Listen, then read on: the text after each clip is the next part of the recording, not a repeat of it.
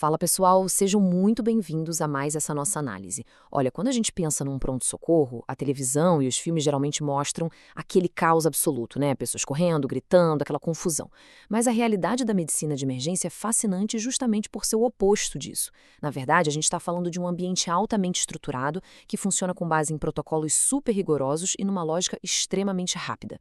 A grande questão que a gente tem que responder hoje é a seguinte: como é que os médicos conseguem tomar aquelas decisões de vida ou morte em questão de segundos? Como identificar uma ameaça imediata no meio de um monte de sintomas confusos? Para entender isso, você tem que pensar no médico emergencista não só como alguém que salva vidas, mas como um verdadeiro detetive médico. Cada sintoma do paciente é uma pista forense e o tempo, claro, é o maior adversário. Bom, vamos mergulhar direto nisso. A gente vai seguir aqui um roteiro de triagem que começa na avaliação primária, passa pelos mistérios da consciência alterada, do abdômen agudo, dos sinais de alarme sistêmicos e, finalmente, a gente vai chegar nos quebra-cabeças mais complexos de todos, as emergências oncológicas.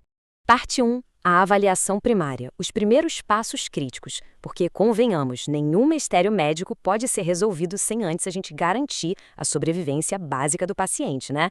E só para dar um contexto para vocês, o nosso guia para desvendar tudo isso é uma baita referência, a 18ª edição da obra Medicina de Emergência, Abordagem Prática, lá do pessoal da Faculdade de Medicina da USP. É exatamente esse tipo de literatura rigorosa, 100% baseada em evidências, que dita os protocolos que salvam vidas todos os dias nos hospitais. A gente está falando do famoso ABCDE do paciente grave. Os 4 primeiros passos são para garantir o básico. O oxigênio tem que entrar e o sangue tem que circular.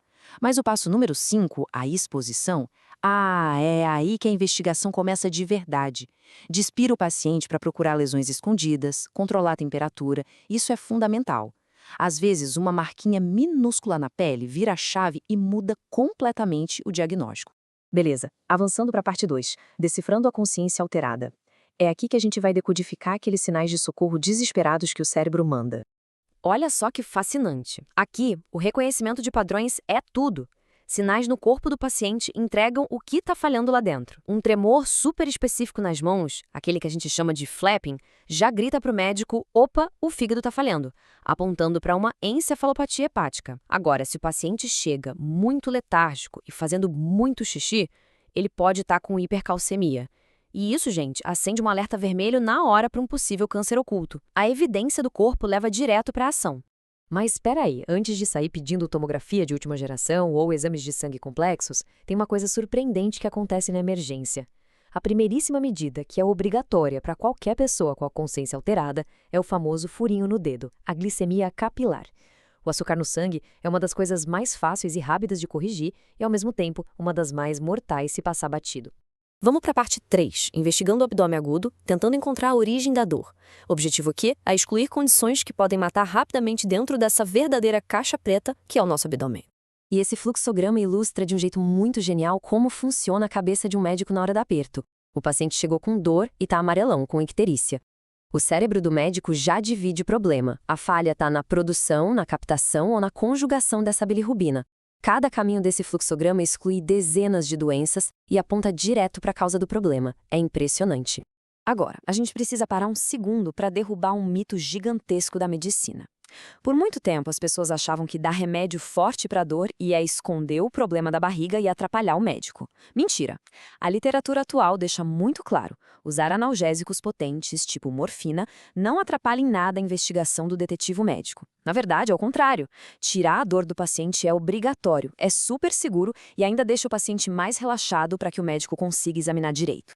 Chegamos na parte 4, sinais de alarme sistêmicos. Aquelas red flags, as bandeiras vermelhas, que não estão nos exames caros, mas sim escondidas no que o paciente te conta. Pensa numa dor nas costas, que é super comum, né? A maioria das vezes é só postura ruim ou um músculo que deu mau jeito.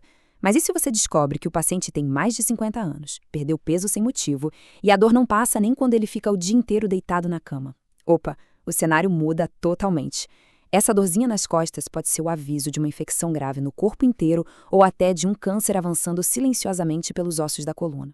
E, finalmente, a parte 5, emergências e complicações oncológicas, o momento de maior risco no pronto-socorro e o clímax da nossa análise. Aqui a coisa fica séria.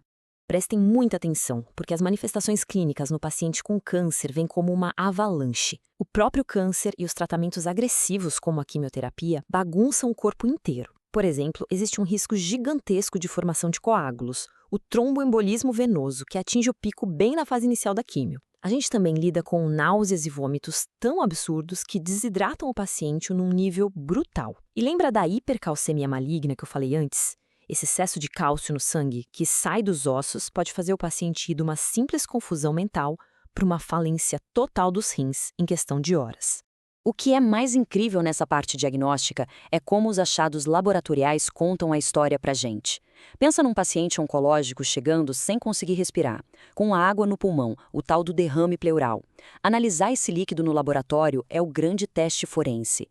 Se o laboratório disser que é um exsudato, isso confirma quase na hora que é um problema neoplásico, tipo metástase de pulmão ou mama. E separa isso de um transudato, que seria só um problema de pressão nas veias, sem relação com o tumor.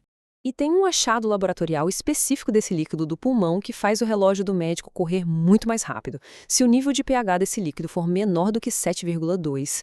Meus amigos, isso é um alarme gigantesco.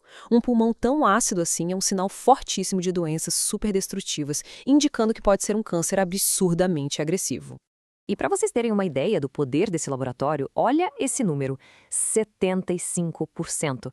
A citologia oncótica desse mesmo líquido pleural tem uma taxa de acerto de 75% para o diagnóstico. Ou seja, só de olhar as células daquela única amostra tirada ali na correria da emergência, o laboratório já entrega as respostas que vão definir a gravidade do caso, poupando um tempo que o paciente simplesmente não tem. Então, o ponto crucial de entender a manifestação clínica e o exame laboratorial nas emergências oncológicas é um só: começar o tratamento clínico imediato. Náusea pesada da químio? Você entra com antagonistas 5-HT3 sem dó. O exame confirmou tromboembolismo venoso? Heparina de baixo ex-molecular para salvar esse paciente. Confirmou a crise de hipercalcemia no laboratório? O tratamento clínico é injetar cristalóide intravenoso rápido, com muita hidratação nos primeiros minutos, para salvar os rins. O diagnóstico ágil dita o tratamento no mesmo segundo da descoberta. Isso tudo amarra num conceito que, para mim, é a alma do pronto-socorro. A ação não espera certeza absoluta. A investigação forense e o tratamento para salvar a vida acontecem ao mesmo tempo. Enquanto a cabeça do médico está fritando para descobrir por que a pressão do paciente sumiu, a mão dele já está lá correndo soro e remédio na veia para impedir que os órgãos parem. Então, para fechar, fica uma reflexão bem provocativa aqui. A gente viu hoje que aquele milagre no pronto-socorro não é sorte, mas sim a ciência colocando ordem no caos. Esse funil diagnóstico acha o câncer escondido, traduz o laboratório e aplica o tratamento na primeira hora. Sabendo como um simples fluido tirado do corpo pode definir uma vida, quantos outros algoritmos silenciosos e incrivelmente precisos vocês acham que estão rodando agora mesmo na cabeça dos médicos, garantindo a nossa sobrevivência, enquanto a gente só fica de fora olhando a sirene da ambulância passar? Fica aí a reflexão.